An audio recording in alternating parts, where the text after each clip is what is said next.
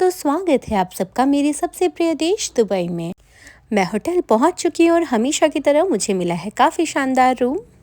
Dubai मेरी पसंदीदा जगहों में से एक है और मेरे ख्याल से जो भी भारतीय दुबई में रहता है उसका कहना भी यही होगा। मैं दुबई जाऊं और दुबई मॉल ना जाऊं ऐसा तो हो ही नहीं सकता।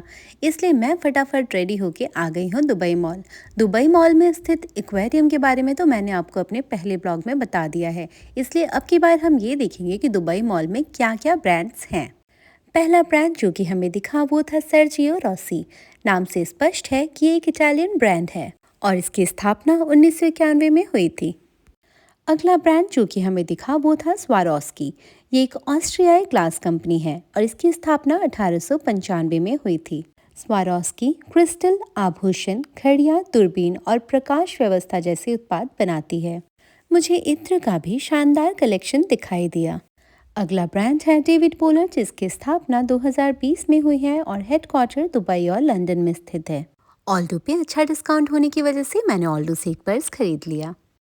चलते चलते हम दुबई मॉल वाटरफॉल के पास आ गए, जो कि मॉल की कई प्रसिद्ध चीज़ों में से एक है, जिसकी लंबाई 24 मीटर और कुल व्यास 30 मीटर है। चलिए दुबई मॉल के कुछ रोचक तथ्यों के बारे में जानते हैं। यह मॉल 13 मिलियन वर्ग फीट में फैला है। इसमें 1200 से ज़्यादा रिटेल स्टोर हैं। इसमें 22 सिनेमा स्क्रीन भी हैं। इसमें 120 से ज़्यादा रेस्टोरेंट और कैफ़े है। इसमें एक ओलंपिक आकार का आइस रिंक है। ये मॉल खाने पीने के शौकीनों के लिए और फोटोग्राफी के शौकीनों के लिए भी एक पसंदीदा जगह है। ज्ञान की बातें बहुत हो गई, अब चलते हैं बुर्ज खलीफा देखने। बुर्ज खलीफा देखते ही मैं काफ़ी गहरे चिंतन में डूब गई। जैसे कि बुर्ज खलीफा अगर अचानक से गायब हो जाए तो क्या वो मियाँ खलीफा बन जाएगा? और ये भी कि 100 साल के बाद क्या हम बुर्ज खलीफा को बुजुर्ग खलीफा कहेंगे? और ये भी कि अगर बुर्ज खलीफा बादलों में छिप जाए और दिखाई ना दे तो क्या उसे विज खलीफा बोलेंगे? और इस तरह से गहरी चिंतन के बाद मैंने मॉल के बाहर स्थित सूक अल बहार का भी आनंद लिया। सूक अल बहार में प्रवेश करने के लिए कोई शुल्क नहीं है, इसलिए कोई भी व्यक्ति यहाँ आकर इस जगह की अरबी सुंदरता की प्रशंसा कर सकता है। हालांकि प्रवेश निःशुल्क है, लेकिन आपको उन उत्पादों के लिए भुगतान करना होगा जिन्हें आप खरीदते हैं, ऑफ कोर्स। शाम काफ़ी हो गई थी और अब वक्त था ग्लोबल विलेज जाने का। दुबई का ग्लोबल विलेज दुनिया भर की संस्कृतियों का एक प्रदर्शनी स्थल है। यह एक थीम पार्क है जहां दुनिया के कई देशों के मंडप होते हैं। इन मंडपों में उन देशों के हस्तशिल्प उत्पाद और व्यंजन देखने को मिलते हैं। हमने एंट्री टिकट ले ली थी और अब वक्त था प्रवेश करने का। प्रवेश करते ही मुझे इंडियन चाट बाजार दिखा, जिसमें भारत में मिलने वाले प्रमुख व्यंजन शामिल थे। और उसके बाद हमें Japan, Oman, China, Jordan, Qatar, Lebanon, Palestine, Iran, Korea, Sri Lanka, Bangladesh और पाकिस्तान जैसे देशों का भी मंडप देखने को मिला।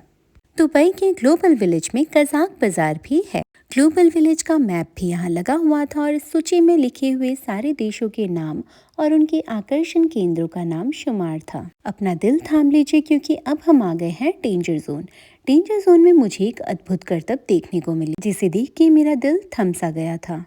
ये बालक पता नहीं कितने फीट लंबे खंबे की सबसे ऊंचाई पर चढ़ रहा था। इसे देखने के लिए भी मुझे मेरा दिल काफी मजबूत करना पड़ा और पूरी तरह से ऊपर चढ़ने के बाद इसने वही किया जो नहीं करना चाहिए था और जिस बात का मुझे डर था। इसने यहाँ से छलांग लगा ली। अगर इस वक्त आपको ऐसा लग रहा है कि इसमें कौन सी बड़ी बात है, तो अभी अपनी छत पर जाइए और छलांग लगा लीजिए। कुछ आगे बढ़ने पर काफी सुंदर संगीत कार्यक्रम भी चल रहे थे, जिसका हमने कुछ देर आनंद लिया।